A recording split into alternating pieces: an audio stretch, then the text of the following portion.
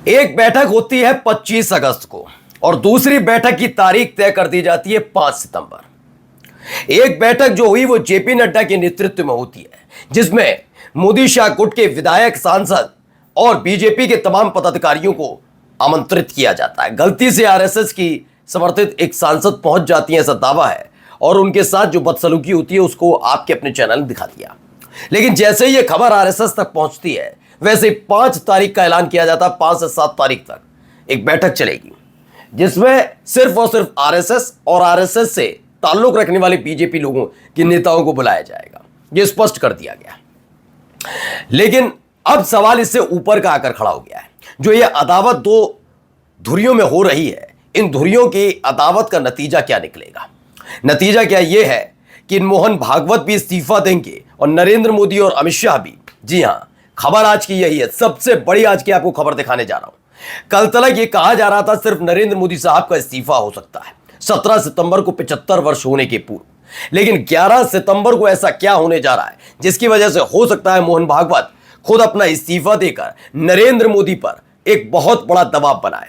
और यही नहीं, कौन अगला ऐसा सरसंघ चालक होगा जिसके आगे यकीनन बीजेपी के इन 2 दिग्गजों की चल नहीं पाएगी। एक एक खबर आपको दिखाने जा रहा हूं। इस सितंबर के महीने में 3 बड़े इस्तीफे होने की खबर है। नमस्कार, मैं हूं प्रज्वल गौतम और आप देख रहे हैं टाइम्स एक्सप्रेस।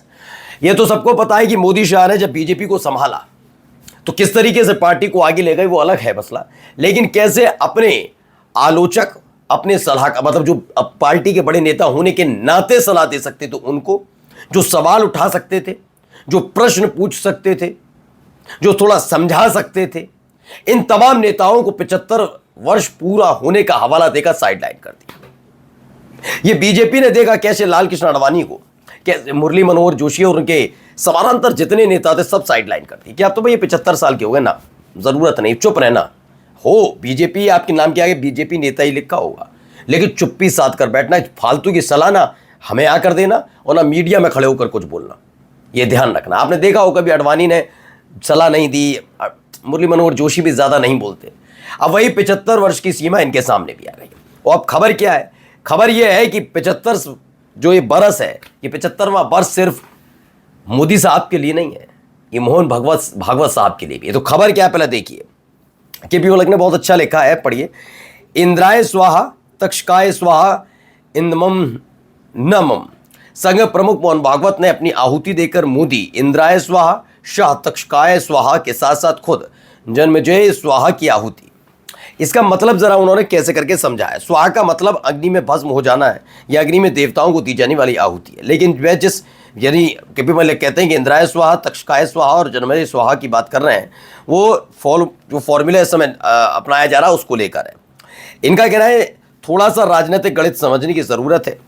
चुनावी धांधली के बीच इस मंत्र की ध्वनि संघ मुख्यालय की 4 दीवारी में 2 दिन तक चली गुप्त बैठक में गूंजी।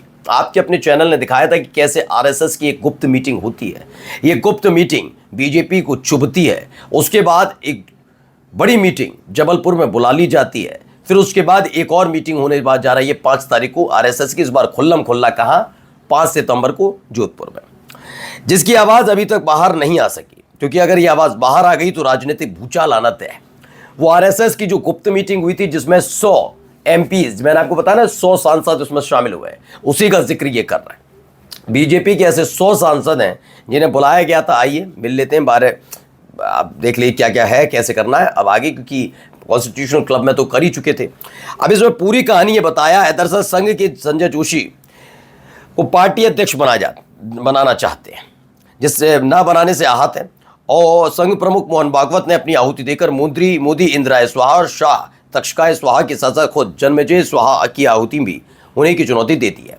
दरअसल क्या है कि लगातार इस बात पर दावा किया जा रहा है कि संजय जोशी को बनाया जाए बीजेपी का राष्ट्रीय अध्यक्ष। देखिए 240 सीटें आई हैं, यानी खत्म नहीं हो गई बीजेपी। इसलिए मोदी शाह में इतनी ताकत तो है कि वो अपनी बात भी रख सकें। बस उनके सामने अब ये एजेंडा आ गया कि मोदी साहब 75 साल के हो जाएंगे तो उन्हें हटना पड़ेगा, बस यही वाला खेल है।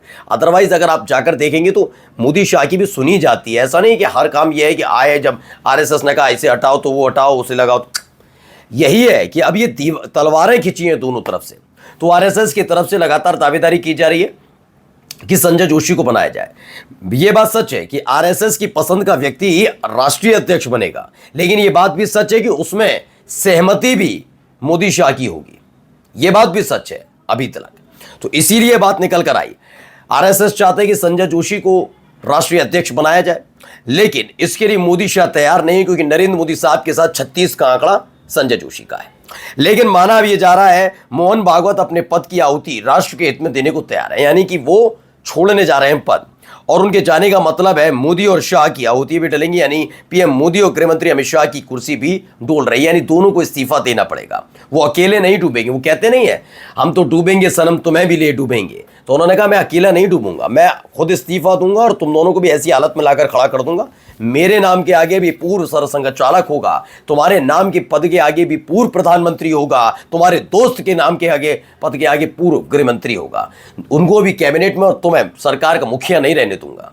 और देखना संजय जोशी को बनाऊंगा। अब इसमें भी खेल है, लेकिन बात ये नहीं आरएसएस के कहने से हो जाएगा। देखिए इसमें आगे बताया गया है कि अगर संजय जोशी को पार्टी अध्यक्ष नहीं बनाया जाता तो एक ही रास्ता बचता है, संघ में सरसंघ चालक की कुर्सी पर तो संजय जोशी को बिठाया जाए।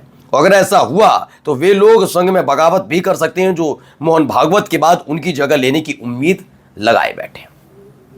यानी यह बहुत आसान रास्ता नहीं है संजय जोशी के लिए ये खोलना, या क्या है, क्यों ऐसा पीछे पड़े हैं वो पता नहीं, लेकिन ये स्पष्ट है कहानी कि मोहन भागवत ने एक तय कर लिया है। और तय क्या किया है, जरा इस चीज को जरा समझिए। ये एक लेख है, इस लेख का एक लाइन है बहुत जबरदस्त, पढ़ते चलिएगा। इसमें यह बताया गया है कैसे आहुतियां दी जानी है। इस पर जाने से पहले समझना होगा आखिर केंद्र में बैठी मोदी सरकार के प्रमुख चेहरे अर्थात पीएम मोदी और गृहमंत्री अमित शाह अपने बचाव के लिए कितना छटपटा रहे हैं और इसके लिए कौन कौन से पासे फेंक रहे हैं। संघ के गुप्त सूत्र बताते हैं नरेंद्र मोदी किसी तरह 2027 तक प्रधानमंत्री पद पर जमे रहना चाहते हैं। 2027 तक मैं प्रधानमंत्री बना रहा हूं, ये जिससे बिहार वाला खेल मेरे सामने हो सके और मैं अपने मनपसंद व्यक्ति को भी बिहार में बिठा दूं, जैसे मोहन यादव, जैसे भजनलाल शर्मा, जैसे हरियाणा में नायब सिंह सैनी, इन सबको बिठा रखा मैं अपने बिठा दूं। अगर मैं सत्ता में भी ना रहूं तो इनमें से किसी एक राज्य में जहां पर बीजेपी मजबूत है वहां जाकर बैठा जा सके, जहां आरएसएस भी मजबूत ना हो, मैं मजबूत हूं, और वहां पर अगर केस होगा तो पुलिस ही आएगी ना। ये बहुत सारी चीजों को आगे का देख कर चल रहा है, लेकिन माना जा रहा है जिसके लिए वे संघ की शरण में इस बात। और इसमें क्या है, नीचे भी बताया गया है पूरी दंडवत है और संघ प्रमुख मोहन भागवत को मनाने की कोशिश कर रहे हैं, जबकि मोहन भागवत तय कर चुके हैं। क्या कर चुके हैं मोहन भागवत? अपनी आहुति क्या 11 सितंबर को अपने जन्मदिन यानी 75 वर्ष के मौके पर देंगे। जी हाँ, 11 सितंबर को मोहन भागवत 75 साल के होने जा रहे हैं और इस 75 साल के मौके पर माना जा रहा है कि वो इस्तीफा देकर यानी सरसंघ चालक का पद छोड़कर नरेंद्र मोदी के सामने एक बड़ी लकीर खींचने जा रहे हैं, जिसके बाद न केवल नरेंद्र मोदी साहब बल्कि माना जा रहा है कि अमित शाह को भी इस्तीफा देने पर मजबूर किया जाएगा। खेल यह है कि तू डाल डाल में पात पात, एक बड़ा भूचाल इस सितंबर के महीने में बीजेपी में आने जा रहा है और आरएसएस में भी। नमस्कार।